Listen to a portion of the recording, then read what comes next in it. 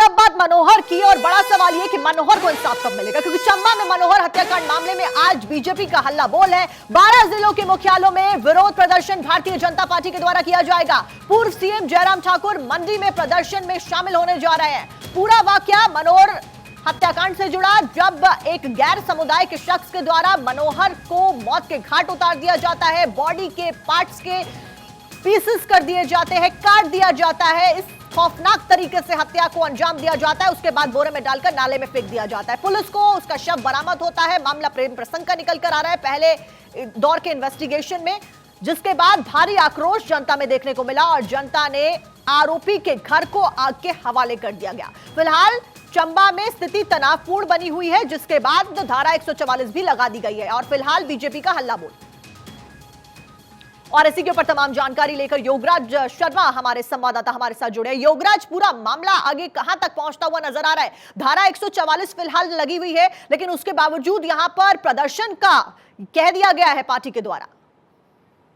जी हाँ, बिल्कुल। जिस तरह से कल बीजेपी के जो नेता विपक्ष हैं जयराम ठाकुर और पूर्व में मुख्यमंत्री रहे हैं, इसी तरह से जो भाजपा के वर्तमान अध्यक्ष हैं राजीव बिंदल, वो कल चंबा पहुंचे थे और मनोहर के परिवार जनों से मिलना चाह रहे थे, लेकिन धारा 144 लागू वहां पर थी, इसलिए पुलिस ने जो है वो जाने की अनुमति नहीं दी। तकरीबन 1 घंटे तक जो है वहां पर विरोध प्रदर्शन पर बीजेपी बैठी रही और अड़ी रही कि परिवारजनों से मिलना है, लेकिन जब मिलने की अनुमति नहीं दी तो आक्रोश में बीजेपी ने कल ही आह्वान कर दिया था कि आज सभी जिला मुख्यालयों में जो है वो धरने प्रदर्शन होंगे। 11 बजे से ये धरने प्रदर्शन जो है वो सरकार के खिलाफ जो है वो शुरू हो जाएंगे। और साफ तौर पर बीजेपी कह रही है कि एनआईए की इसमें जो है वो जांच होनी चाहिए। जिस तरह से निकलकर बातें सामने आ रही है, जो आरोपी हैं उनके जो संबंध है वो कहीं ना कहीं, क्योंकि 1998 का भी यहाँ पर बीजेपी ने जिक्र किया है कि सतरुंडी में जो हत्याकांड हुआ था, गोलियों से 35 लोगों को भून दिया गया था, उसमें भी इस शख्स से जो है वो पूछताछ हुई। तो इसलिए बीजेपी चाह रही है कि एनआईए से इसकी जांच हो, गंभीरता से जांच हो।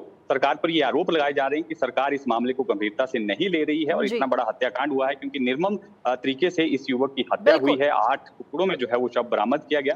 तो कहीं ना कहीं इसको लेकर आक्रोश जो है वो समाज में है। बीजेपी भी इसको लेकर कहीं ना कहीं अब जो है मुद्दा बनाने की कोशिश कर रही है। वहीं सरकार का ये मानना है कि जांच चल रही है और कुल मिलाकर अभी तक 11 लोगों को जो है हिरासत में ले लिया गया है, जिसमें 5 लोग जो हैं एक ही परिवार के हैं। इसके अलावा जो दूसरे जो रिश्तेदार हैं जिन पर शक है उनको पुलिस ने हिरासत में लिया है। पूछताछ चल रही है। धारा 144 लागू है चंबा के सलूनी क्षेत्र में और 7 दिनों के लिए जो स्कूल हैं वो भी बंद कर दिए गए हैं क्योंकि तनावपूर्ण स्थिति बनी हुई है। ऐसे में स्कूलों को बंद किया गया है और बाहर से किसी भी शख्स को जो है सलूनी क्षेत्र के अंदर जो है वो एंट्री प्रतिबंधित है।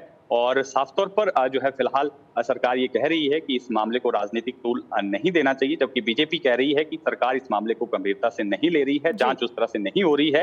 बिल्कुल योगराज, यानी कि हर बार की तरह इस बार भी आरोप प्रत्यारोप और राजनीतिक रोटियां सेकनी शुरू हो गई है इस पूरे मामले के ऊपर। हालांकि मामला बेहद गंभीर है, इन्वेस्टिगेशन करनी जरूरी है और मामले की तह तक जाना भी जरूरी है, क्योंकि धर्म का एंगल सामने आ रहा है, प्रेम प्रसंग का एंगल सामने आ रहा है और मामला बेहद गंभीर है। इस बीच 12 जिले जिनमें घोषणा की गई है कि आज विरोध प्रदर्शन किया जाएगा, कौन कौन से वो जिले जिनके मुख्यालयों में आज विरोध प्रदर्शन किया जाएगा?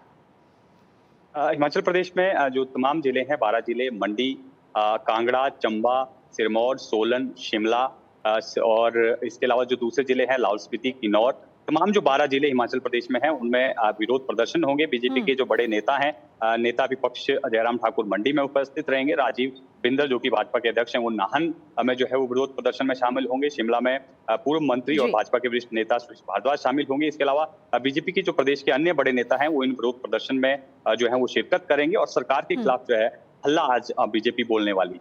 बिल्कुल, बीजेपी लगातार इस मामले को उठाती हुई नजर आ रही है और इस बीच आप चंबा में मौजूद है योगराज। अगर हम मौजूदा स्थिति की बात करें, क्या लोगों में भय का माहौल है? क्योंकि एक तनावपूर्ण स्थिति जरूर उत्पन्न होती हुई नजर आई थी, जिसका आक्रोश भी हमें देखने को मिला था। परिणाम स्वरूप आरोपी के घर को आग के हवाले कर दिया गया था। फिलहाल अगर हम चंबा की बात करें, क्या कुछ हालात आप देख पा रहे हैं?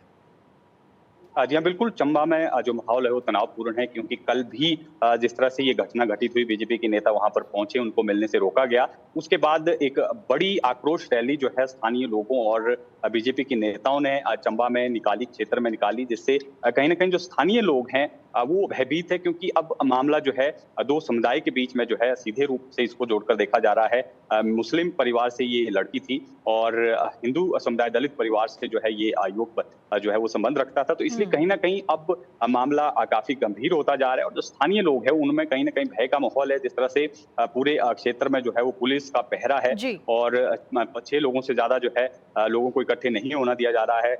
धारा 144 लागू है, स्कूल बंद कर दिए गए हैं, बच्चों में भी दहशत का माहौल है। तो कहीं न कहीं लोग डरे हुए हैं, सहमे हुए बिल्कुल। हैं। जिस तरह से इस व्यक्ति के तार भी जिस तरह से जुड़ते हुए नजर आ रहे हैं। संपत्ति इस व्यक्ति के पास, जो आरोपी व्यक्ति गिरफ्तार किया गया है, वो करोड़ों में है, जबकि आय के साधन इतने नहीं है। तो कहीं न कहीं आतंकी संगठन से भी इसके रिश्ते को लेकर जो है बीजेपी शक जाहिर कर रही है। तो इससे कहीं न कहीं जो लोगों में भय का माहौल है, 1998 की घटना का जिस तरह से इन्होंने जिक्र किया है बीजेपी के नेताओं ने, जी। इसके तार वहां पर जुड़ते हुए नजर आए। तो लोगों में एक भय है कि कहीं शत्रुंडी वाली घटना कहीं भविष्य में बिल्कुल योगराज, घटित तो मामला नहीं होने गंभीर है। पुलिस मामले की तह तक जाने के लिए इन्वेस्टिगेट कर रही है। धारा 144 को लागू कर दिया गया है और आज बीजेपी का हल्ला बोल। देखने वाली बात ये होगी कि आगे क्या कुछ किया जाता है और क्या कुछ होता है। पल पल की अपडेट आपसे लेते रहेंगे। फिलहाल बहुत बहुत शुक्रिया आपका तमाम जानकारी दर्शकों तक पहुंचाने के लिए।